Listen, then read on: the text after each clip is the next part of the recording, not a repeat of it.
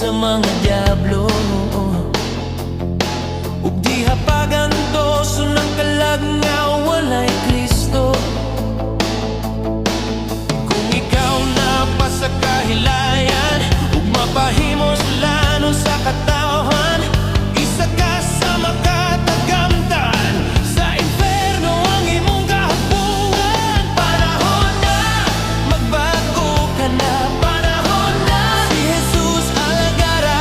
Panahon na ang kalag mo at imana kay basin sa inferno ka na mapuna.